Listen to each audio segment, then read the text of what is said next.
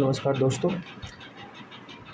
अभी आप जान ही रहे होंगे कि एसएससी सीजन का एग्ज़ाम चल रहा है, जो कि 26 तारीख तक चलने वाला है। इसी बीच में एक न्यूज़ आती है एक बच्चे की, जिसने वीडियो बनाया और वीडियो में उसने कहा कि मैं एसएससी के मिसमैनेजमेंट के कारण मैं अपनी जान दे रहा हूँ। वीडियो में बहुत सारे कमेंट आए कि भाई ऐसा मत करो, एसएससी से भी बड़ी चीज़ें हैं ज़िंदगी में करने के लिए। एसएससी तो एक छोटी चीज़ है, इस एसएससी के लिए अपनी जान मत दो, जान मत गँवाओ। बहुत कुछ है करने के लिए, तुम और भी किसी फ़ील्ड में जा सकते हो और भी कुछ कर सकते हो, मैं तुम्हें नौकरी दे दूँगा, ये सब मत करो। तो चलिए, ये तो हो गया हमारा पर्सपेक्टिव कि हम क्या सोच रहे हैं उस लड़के की वीडियो अपलोड करने के बाद। अब एक बार ज़रा उसके पर्सपेक्टिव से सोच के देखते हैं, जब उसके पास में उस समय में कोई नहीं है उसके साथ में। वो पिछले लगातार 3 साल से 4 साल से तैयारी में लगा हुआ है। अब सोचिए उसकी मानसिक स्थिति क्या होगी, जिस चीज़ को उसने अपनी पूरी ज़िंदगी मान ली है। अब आप खुद सोचिए कि उस बच्चे के ऊपर क्या बीत रही होगी। उसने क्या ये सब चीज़ें करने से पहले सोचा नहीं होगा?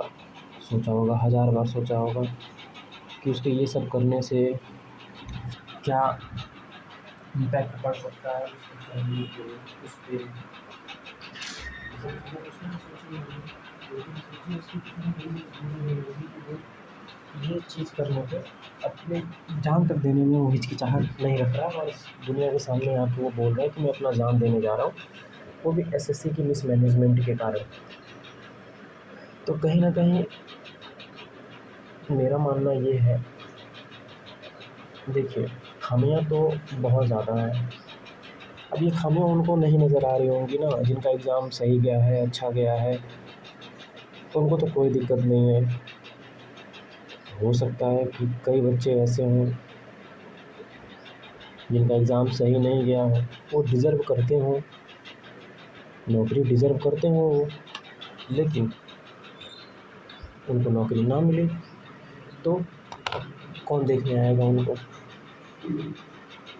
अब खुद एक बार सोच के तो देखिए, उन बच्चों पे क्या बीत रही होगी जो डिज़र्विंग कैंडिडेट हैं और उसके बावजूद भी केवल मिसमैनेजमेंट के कारण उनका 1 साल ऐसे ही बर्बाद हो जाएगा। 1 साल बहुत बड़ी बात होती है। इस 1 साल का मतलब आप समझते हैं?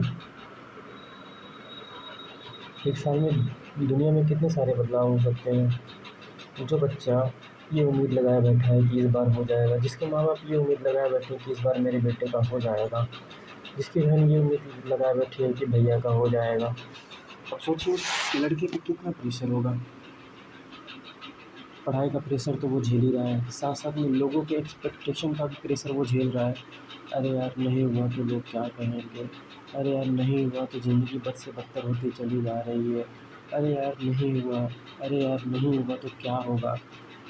ये सब चीज़ें जब इंसान के ऊपर पड़ती हैं, तो ही इंसान को समझ आता है कि एक्चुअल में क्या प्रॉब्लम है। देखिए, हम सब उसके लिए बहुत कुछ अब कह सकते हैं, बहुत मोटिवेट कर सकते हैं उसको, क्योंकि वो चीज़ अभी हम पे नहीं बीत रही है एक्चुअल में। वो चीज़ उसके ऊपर बीत रही है, उसके अंदर क्या चल रहा है, उसकी मनोभावना क्या है, वो क्यों इस कदम को उठाने में मजबूर हो गया है, वो सारी चीज़ें केवल और केवल उसके अंदर ही चल रही होंगी इस टाइम पे। क्योंकि अभी हमारी स्थिति कुछ और है। हम ये सोच रहे हैं कि ये जो कर रहा है गलत कर रहा है, क्योंकि वो चीज़ हमारे ऊपर अभी नहीं बीत रही है। जब बारी खुद की आती है तो इंसान हज़ार बार सोचता है, करें, ना करें, करें, ना करें, करें, ना करें। लेकिन जब एक्चुअल में सिस्टम से पूरी तरह से हार जाता है, तब उसको कोई उम्मीद, कोई आशा की किरण नहीं दिखाई देती है। उसके पास लास्ट ऑप्शन क्या बचता है कि कम से कम मैं अपनी जान दे दूँगा, इन परेशानियों को देखने के लिए तो नहीं ज़िंदा रहूँगा मैं। लेकिन मेरे हिसाब से ये करना ठीक नहीं है, क्योंकि आप अपनी जान देके आप खुद को मुक्त कर सकते हैं सारी समस्याओं से, परेशानियों से। लेकिन आप खुद सोचिए कि आपके पीछे जो खड़े हैं, आपके सहारे जो खड़े हैं, आपके भरोसे जो खड़े हैं, जो आपके लिए खड़े हैं, जो आपसे उम्मीद लगाए हुए हैं, जो आपसे इतना प्यार करते हैं, आपको एक छोटी चोट दे नहीं सकते हैं आपकी। अब सोचिए उनके ऊपर क्या बीतेगी आपके जाने के बाद, उनके ऊपर क्या बीतेगी आपके जाने के बाद। वो तो पूरी तरह से टूट जाएँगे, उनका तो सहारा भी उनसे छूट गया। चलिए आपकी नौकरी कल को नहीं लगती है तो आप कुछ ना कुछ करके 20-30 हज़ार की नौकरी तो आराम से कर लेंगे। मन में कशिश तो रहेगी ज़िंदगी भर। देखिए हम लड़के पैदा ही इसलिए होते हैं कि ज़िम्मेदारियों का बोझ हम उठा सकें। अपनी सारी इच्छाओं को मार कर, सब कुछ ख़त्म करके अपने परिवार के लिए, अपनी बीवी के लिए, समाज को दिखाने के लिए ही हम जीते हैं। हमारी लाइफ़ की सारी उम्मीदें, सारी आशाएँ ख़त्म हो जाती हैं उस टाइम पे। तो देखिए उन्होंने तो शायद उनको जो करना था वो कर लिया होगा, हमारे रिप्लाई का या हमारे मैसेज का या हमारे कमेंट का इंतज़ार तो नहीं किया होगा। लेकिन और जो मेरी बात को सुनने वाले लोग हैं, आपके मन में कितने भी नेगेटिव थॉट आ जाएँ, आपको अपनी जान देने का मन करे, तो एक बार रुकिएगा और केवल अपने लिए मत सोचिएगा कि मैं मर जाऊँगा तो सभी कष्ट दूर हो जाएँगे, माँ-बाप की भी परेशानी ख़त्म हो जाएगी। ये आपका सोचना है, लेकिन माँ-बाप की परेशानी और बढ़ जाएगी। तो एक बार उनका चेहरा अपने दिमाग में लाइएगा, उनके लिए सोचिएगा। चलो आज मेरी नौकरी नहीं लगी, मेरे माँ-बाप फिर भी रह लेंगे। सोचो अगर मैं मर गया, तो मेरे माँ-बाप कैसे रह पाएँगे? आप बहुत अनमोल हैं उनके लिए, अपने माँ-बाप के लिए आप बहुत अनमोल हैं, बहुत कीमती हैं। अपनी जान को इतना तुच्छ मत समझ लीजिए कि आप एक नौकरी के लिए उसको गँवा दीजिए।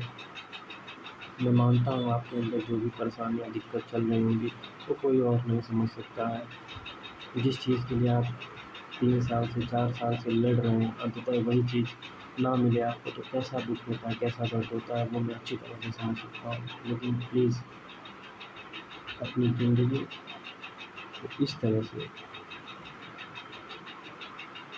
मत गँवाइए।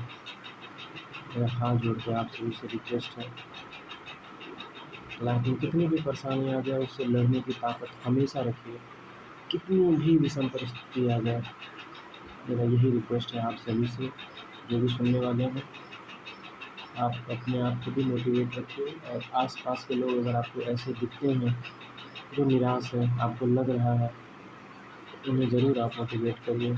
अन्यथा कल को खबर ये भी आ सकती है कि आपके बगल में कोई लड़का था, निराश, परेशान, डिप्रेशन में आके उसने भी ये कदम उठा लिया है। तो प्लीज़ कोई भी आपको अगर ऐसा दिखता है, तो ज़रूर उसका साथ दीजिए, उसे मोटिवेट करिए, उसे टाइम दीजिए, उसको समझाइए कि देख भाई ज़िंदगी में करने के लिए बहुत सी चीज़ें हैं, ये केवल एक ही चीज़ नहीं है।